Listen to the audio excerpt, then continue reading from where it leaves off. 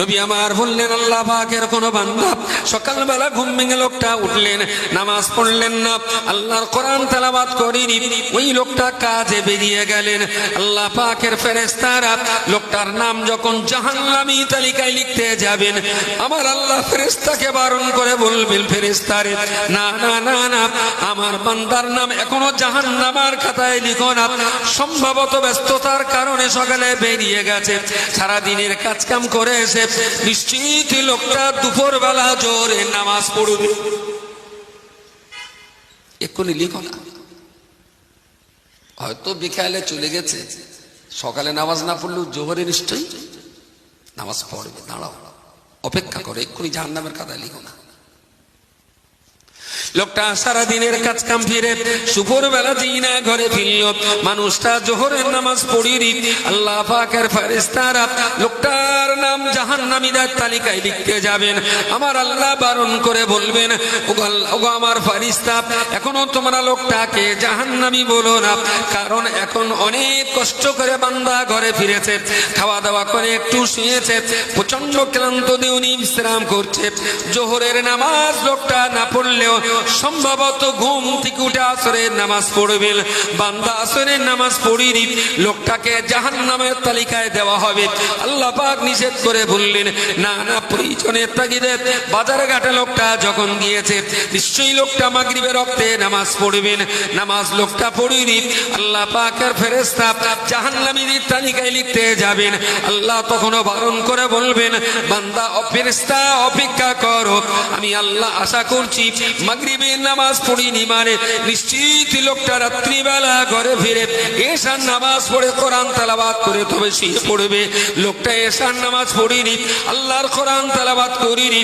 আল্লাহ পাক রব্বুল আলামিন তখনও পর্যন্ত ফেরেশতাদের বারণ করে বলবেন, আমার বান্দাটাকে এখনো তোমরা জাহান্নামের তালিকায় দিও না।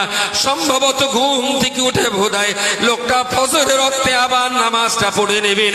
প্রতি ওয়াক্তে ওয়াক্তে, প্রতি মুহূর্তে মুহূর্তে, প্রতি সেকেন্ডে সেকেন্ডে আমার আল্লাহ লোকটার জন্য অপেক্ষা করতে থাকেন। আজকে কলমা পড়িনি, সম্ভবত কালকে বোধহয় লোকটা কলমা পড়বে। আজকে কোরআন পড়িনি, সম্ভবত আগামীকাল কোরআন পড়ে নেবে। আজকে নামাজ পড়িনি, সম্ভবত কালকে লোকটা নামাজি হয়ে যাবে। এই অপেক্ষা করতে করতে আমার আল্লাহ প্রতিদিন, প্রতি সেকেন্ডে, প্রতি মুহূর্তে আমার আল্লাহ অপেক্ষা করেন। বান্দা নামাজ পড়িনি, বান্দা রোজা করিনি, চুরি করেছে, ডাকাতি করেছে, মদ খেয়েছে, গুনার কাজ করেছে, এমন ভাবে যেতে যেতে 30, 40, 50 বছর পেরিয়ে গেল। আমার আল্লাহ প্রতিদিন, প্রতি সেকেন্ডে, প্রতি মুহূর্তে মুহূর্তে ওই বান্দা কবে ফিরে আসবে আমার আল্লাহ তার অপেক্ষা করতে থাকেন। 50 বছর পরেতে ওই বান্দা যখন নামাজি মুসল্লি হয়ে গেল, তওবা পড়ে নিলেন, নামাজ পড়া ধরলেন, আল্লাহর কোরআন পড়া শিখলেন, আমার আল্লাহ পাক রব্বুল আলামিন ওই বান্দাটাকে রহমতের কোলে জায়গা দিয়ে ফেরেশতাদের বলতে থাকেন, ওগো আমার ফেরেশতা বলো বলো, আমি না তোমাদের বারবার করে বলেছিলাম আমার বান্দার নামটা জাহান্নামীদের তালিকায় লিখো না। যে বান্দাকে বড় শখ করে তৈরি করেছি, বড় আদর করে আমার বান্দাকে সৃষ্টি করেছি, আর আমার বান্দার নাম জাহান্নামীদের তালিকায় লিখে দেবে, এটা আমি আল্লাহ সহ্য করতে পারি না। তাই আজকে 40টা বছর অপেক্ষা করার পরেতে আমার বান্দা, আমি আল্লাহ আমার রহমতের কোলে ফিরে এসেছে। আমার বান্দা আমার কোলে আজকে ফিরে এসেছে, আমার বান্দা আমার রহমতের দুয়ারে এসেছে।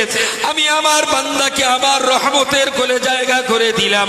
রাসূল পাক সাল্লাল্লাহু আলাইহি ওয়াসাল্লাম সাহাবীদের দিকে লক্ষ্য করে বললেন, সাহাবী, উট হারিয়ে যাওয়ার পরেতে 4 দিন পরে সেই উট ফিরে আসার কারণে উটের মালিক যতটা আনন্দ পায়, আমার আল্লাহ পাকের দরবার থেকে হারিয়ে যাওয়া পাপী পাপিষ্ঠ বান্দাটার জন্য আমার আল্লাহ পাক 40-50 বছর ধরে অপেক্ষা করেন।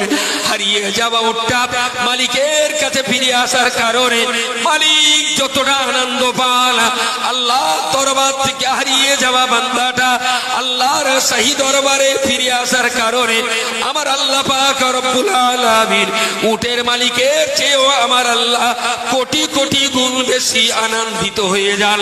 জোরে সোরে বলুন সুবহানাল্লাহ।